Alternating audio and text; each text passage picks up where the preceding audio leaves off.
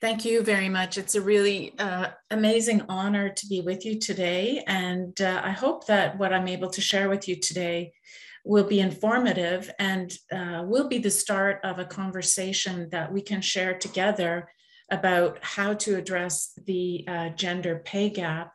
And so I'm excited to share with you about what Canada has done to address the gender pay gap. I was appointed in October of 2019 as the first federal Pay Equity Commissioner of Canada, and I'm supported by a unit of about 25 very bright, very motivated individuals at the Canadian Human Rights Commission to assist me in achieving my mandate. And that mandate is to promote women's equality by ensuring that federal, public, and private sector organizations value the work done by women in the same way that they value the work done by men. And it's important to understand that in Canada, we are a federation, and so each province has its own jurisdiction and by and large is responsible for the regulation of labor within its own provincial boundaries. The federal jurisdiction applies to areas that are cross-boundary, cross-border. So things like interprovincial rail and ground transportation. There's other things like banking, telecommunications and broadcasting, that kind of thing that fall within the federal jurisdiction. And so those employees are found across Canada, but they are regulated by the Federal Pay Equity Act. And then employees who work in local industries are governed by the provincial pay equity legislation. So I'm going to focus on the federal legislation, which really only applies to about 10% of the workforce in Canada, but nevertheless has quite an impact on provincial legislation in the sense that we are hoping that it will translate into greater pay equity legislation throughout the country. So this is an overview that I'm going to present to you about the situation in Canada. And I'm understanding that you may not, that my PowerPoint presentation may not be keeping pace with my my discussion, but I hope it will eventually. So in Canada, in 2021, the gender wage gap was equivalent to about $3.52 per hour, or 11%. And that meant that a woman would earn about 89 cents to the dollar earned by a man. And we heard from Gillian that the wage gap in the UK was 15%. And so throughout the world, there are varying degrees of percentage gaps in the pay between men and women. But there's very few countries that have actually been able to bring that down to zero. And in fact, Iceland is the country that's doing the best in that regard. So why the gap? Gillian mentioned that in the UK, 50% or 40% rather of the gap remains unexplained. Our research shows that in Canada, 2/3 of that gap remains unexplained. But one of the things that we do know is that the gap is not the same for all women in Canada. And we are very acutely aware that Indigenous women, racialized women, newcomer women, and women with disabilities have much greater gaps in their pay. And that is something that we are hoping through the pay equity legislation will be addressed in a more systematic sort of way. So one of the reasons for the pay gap is that women are not paid equally for work of equal value. So Gillian explained that there's occupational segregation. So you have many women clustered in areas of work where the work is devalued. And the pandemic has really shone a light on this. So caregiving roles, clerical roles, retail roles, catering roles, cleaning, those areas are areas where women, and especially racialized women, are found to a greater degree. And those roles have typically been undervalued in the sense that they are associated with the work that women do in the home and are typically viewed as unskilled labor and therefore not meriting the kind of pay that, for example, men might do as mechanics and as material handlers or warehouse people. And so what the pay equity legislation tries to do is to examine different work. So in this graph, to essentially compare apples to oranges and to say, if you have two different jobs, one that's done predominantly by men and one that's done predominantly by women, can you compare those jobs? And if the two jobs are of equal value, then they should be paid equally. So this is an example for you of what we mean by that. So we have Maria, it's a fictitious example of an account technician who keeps financial records and establishes and maintains and balances accounts, reconciles accounts, all the kinds of things that an account technician would do. And her training typically involves a college education, some specialized training or apprenticeship training. And then we compare that to the work done by Amir, let's say, who's a truck mechanic. They both work for a trucking company, which is a federally regulated area in Canada. Amir, as a truck mechanic, he adjusts, repairs, or replaces and takes care of the components of commercial transport trucks. And his work also requires a college education, some specialized training, and apprenticeship training. Now, if we look at those two jobs and we evaluate the value of the work based on 4 factors, that is skill, effort, responsibility, and working conditions. And if we evaluate those two jobs and we find out that both of them require approximately the same amount of skill, effort, responsibility, and working conditions, then the premise behind pay equity and all pay equity legislation is that they should be paid the same, irregardless of the fact that they are two different jobs. If they contribute equal value to the enterprise, then they should be paid the same. Now, in some ways, this is a radical deviation from the market-based approach to establishing the value of labor. And that is that the value of labor is established by looking at the market forces, the supply and demand for that labor. And so what this is saying is, and what is recognized in pay equity legislation, is that the market is not always equitable. The market is not free from discriminatory biases. And therefore, we need to focus on these 4 objective criteria to determine the real value and the real pay that each position merits.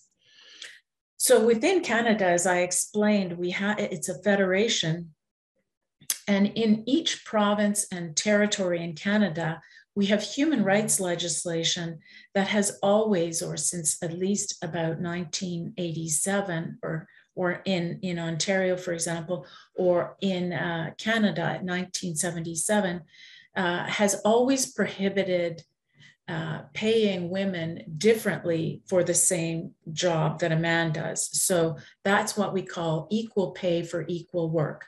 So it is discriminatory and contrary to human rights legislation to pay a male RCMP officer, a police officer, more than you pay a female police officer. So that's equal pay for equal work. That's been discriminatory for quite some time. And in most provinces, quite a few provinces in Canada, there has been pay equity legislation, which compares different work for some time, but only in 2 provinces, that's Ontario and Quebec, has that legislation applied to both the private and the public sector. And so what Canada did was to enact legislation that covers both the private and public sectors, and that complements the legislation that already exists, which is the Canadian Human Rights Act, where pay equity has been protected for some time, since 1977. But that regime under the Canadian Human Rights Act is a complaint-based regime.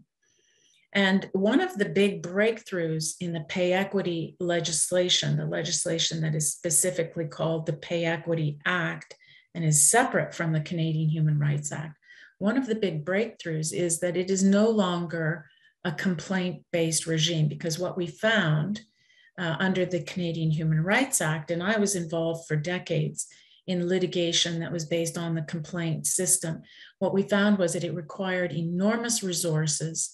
The litigation dragged on sometimes for 20 years, and the women who deserved equal pay, some of them had died by the time the cases were settled, and so their estate got the money. And this was a very sad situation where it was incredibly resource intensive, very hard on the people involved in the litigation, and was really only available to women within the unionized setting. And so it was really quite a thing when the new Pay Equity Act in Canada came into force in August of 2021. And it is no longer up to individuals to file a complaint. Employers must undertake a pay equity analysis. That is, they have to look at their compensation system and go through a systematic exercise that's prescribed in the legislation to compare work that's done predominantly by women to work that's done predominantly by men within their establishment, and determine if they are paid the same, if they are of equal value. This legislation is by no means the only legislation that tackles the gender wage gap. There are multiple other pieces of legislation. There's the Employment Equity Act, which addresses barriers to retention and promotion and hiring of 4 designated groups, including women. And just recently, there were new regulations passed pursuant to the Pay Equity or the Employment Equity Act that require pay transparency in a way similar to what's being done in the UK. We also have other acts that require the government to look at the impact of their legislation on women and to ensure that there is equality in the legislative impact. So the Pay Equity Act is just one tool among many to address the wage gap. And another important government initiative in Canada is subsidized daycare. And that is in the process of being rolled out across the country so that parents will have access to $10 a day daycare, which will really address some of the factors that Jillian was speaking about. So the new Pay Equity Act, the Federal Pay Equity Act, that, as I say, came into force last year, covers about 1.3 million employees, and it applies to employers under federal jurisdiction, so the banks, telecommunications companies, railways, federal crown corporations. It applies to those employers who have 10 or more employees. So it covers quite a few employers. And these employers must create a pay equity plan within 3 years. And this too is an innovation. It puts time pressure on employers and says, you have to go through this analysis where you determine which of your jobs are predominantly female and which are predominantly male, and evaluate the value of each of the jobs and compare the compensation and determine whether pay adjustments are necessary. You need to do that exercise within 3 years, and there's no flexibility in that deadline. And then after that, they have to maintain pay equity by updating the plan at least every 5 years. And that's really important, because we've seen in some jurisdictions, employers will think that they've achieved pay equity and that's all they have to do.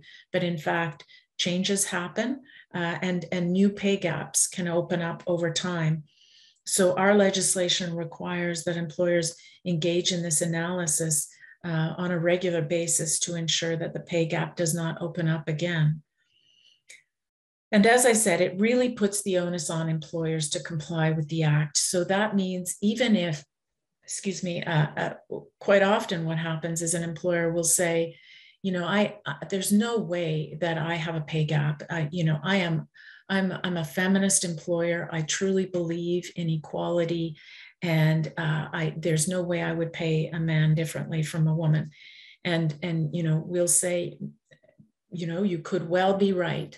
But what happens with compensation systems is that unintentionally biases creep in to the pay scale without people even recognizing that. And very often it's historic. So, you know, it used to be, and it still to some extent is the case, that physical labor was seen as more skilled and more demanding than emotional labor. So the kind of labor that goes into, you know, taking care of, if you're an executive assistant and you've got a demanding boss, and this boss is constantly asking you to do various different tasks. So you're multitasking, you're working to deadlines. The boss has quite a temper, so you're dealing with emotional outbursts, versus somebody who's lifting and pushing things into place on a shelf in a warehouse. There has been a tendency historically to view that heavy lifting as being more demanding and therefore more deserving of high pay than the work that's done by the executive assistant. So what we say to employers is, you may not have intentionally, and neither may your previous counterparts have intentionally underpaid the women relative to the men, but it happens. It creeps in unintentionally. And so that's what the Pay Equity Act is designed to do, is to address that kind of unintentional bias. And the process really involves, first of all, establishing the foundation. We at the Pay Equity Unit in the Canadian Human Rights Commission have developed resources to help employers to educate their workforce about the pay equity exercise, so they know what's going on. They know they may be asked questions about their jobs and what they do, so that they can be properly evaluated. That is, the job can be properly evaluated, not the worker. And so you establish that foundation through education. Then the employer must create a pay equity plan. And then, if need be, if a gap has been revealed, they have to increase employee compensation within 3 years, by the 3-year mark. Then they have to file an annual statement with our office, excuse me. And then they must update their pay equity plan, as I mentioned, at least every 5 years. One of the things that the Act does to increase the transparency and to increase, if you will, the democratic nature of this exercise is to include representatives from the employees, unions, and employer on a committee, a pay equity committee. So if the organization has 100+ employees, or they have a union or unions in their workplace, then they must do the pay equity analysis in committee. And this is based on the experience in Quebec, that the more that employees are involved in the pay equity exercise, the more buy-in there is, the more likely it is that employees will trust that this exercise has been done properly, and will appreciate the results. It requires an enormous amount of collaboration and effort to make decisions on the basis of consensus. So we've published a number of materials, best practices, to encourage collaboration, to help organizations to do consensus-based decision-making within their Pay Equity Committee. But as you'll see further on in this presentation, the Act recognizes that differences of opinion and disputes will arise in these committees, and I have the power to mediate and resolve those disputes so that the committee can get on with the work of assessing the value and comparing compensation. Excuse me. Research has shown, especially in Quebec, that there are many advantages to doing pay equity in committee, and that it increases actually labor harmony within the organization, provided provided the committees are given enough support through organizations such as ours to arrive at a resolution of their disputes. So to further the discussion around transparency, there are posting requirements under the Act. The Act requires that the employer inform employees that it's undertaking this exercise. The employer must post the final pay equity plan at the 3-year mark and provide employees with an opportunity to have input into that plan and to effectively dispute the results if they believe that they are inaccurate or unfair. And then the Act also requires annual reporting. So every year they must file with our office a report about their pay equity situation and must do so on with updated plans. So that enables our office to follow up, to ensure that there is compliance. So if there's a sector, for example, that is not complying with the Act and is not filing their annual reports, we will know that immediately and are able to follow up and undertake audits and require the companies to undertake the audit and to complete their plan. And so to that point, we have within the Act something that I think is crucial, which is a number of compliance measures, a number of enforcement tools that will allow us to ensure that employers comply with this Act. And, in the past, other pay equity legislation, I know in the US, this is the case, that it is aspirational. So the hope is that employers will understand the benefits of pay equity and voluntarily comply. And what has been noticed in the research is that that is not the case, that there needs to be both a carrot and a stick. So we educate employers just as the folks in the UK do about the enormous advantages in terms of retaining talent and attracting talent of pay equity measures.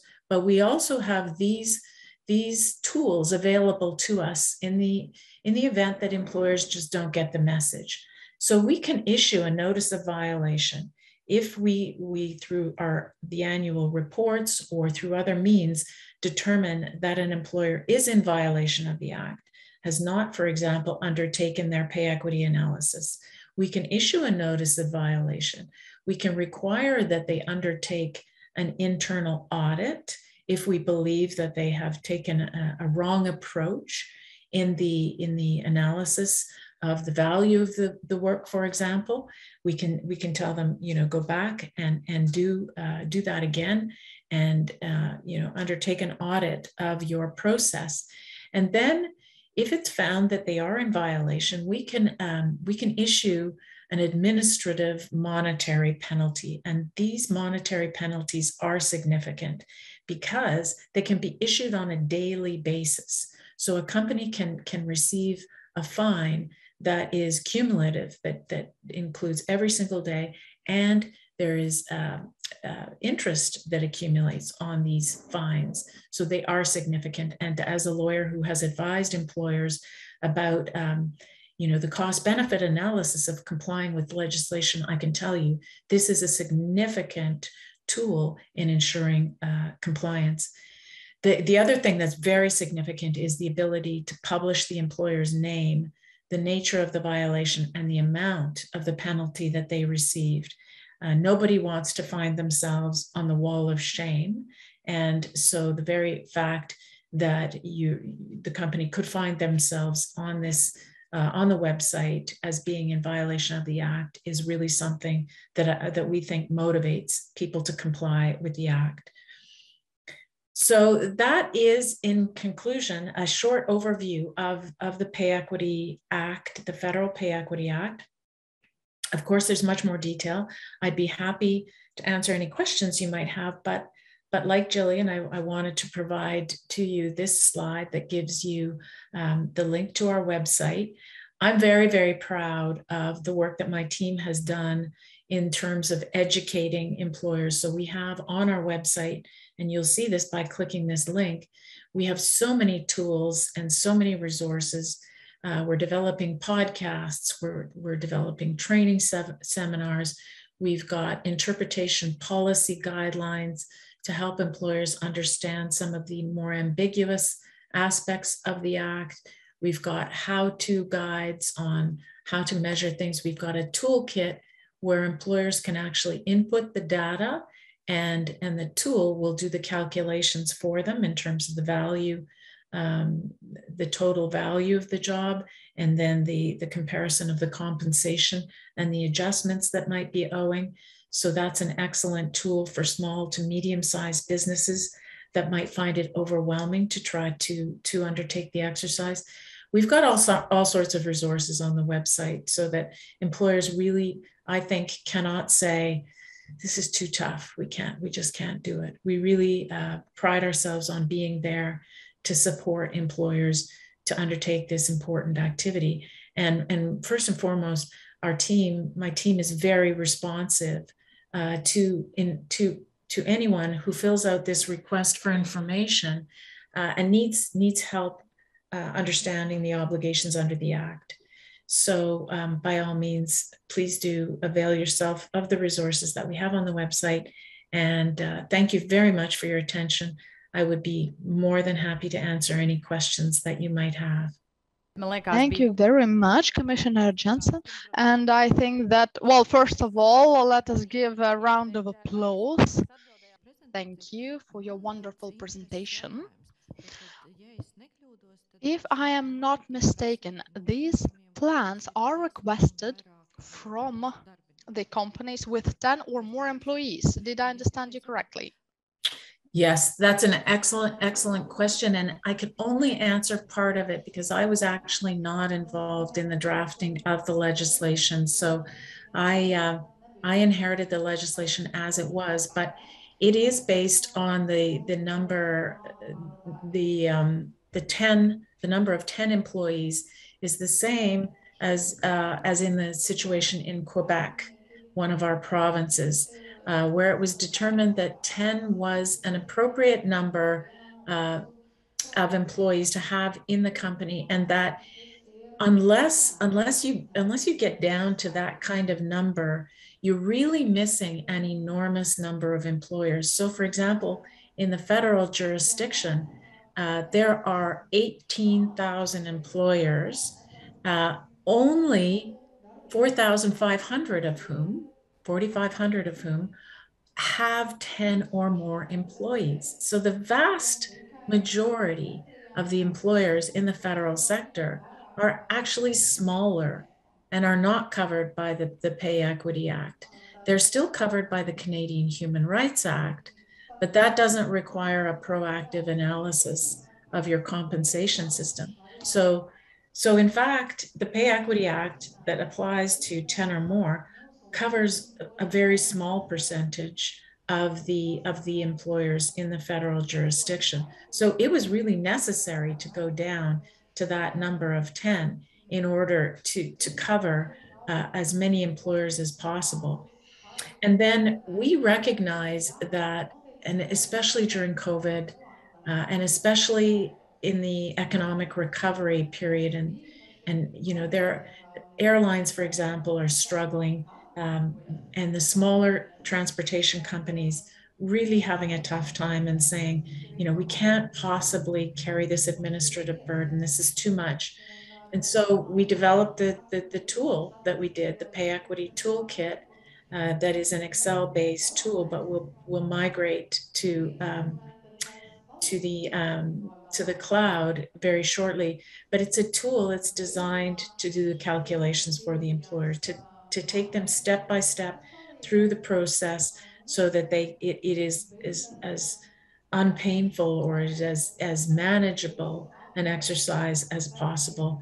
And that is also why we've developed as many training materials and information bulletins as we have, because we recognize that for SMEs, this is a challenging task. And as I mentioned, it's only one of a number of legislative initiatives at the federal level that the government has taken to try to improve the situation of women in the workforce.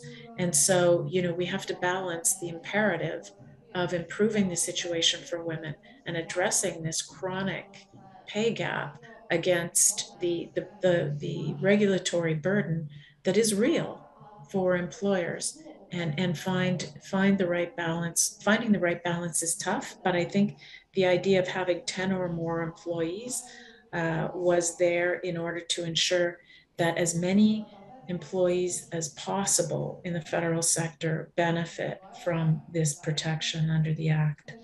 Thank you very much. That was a very detailed answer. Thank you once again for this opportunity to join us. And we were very lucky to hear about your experience.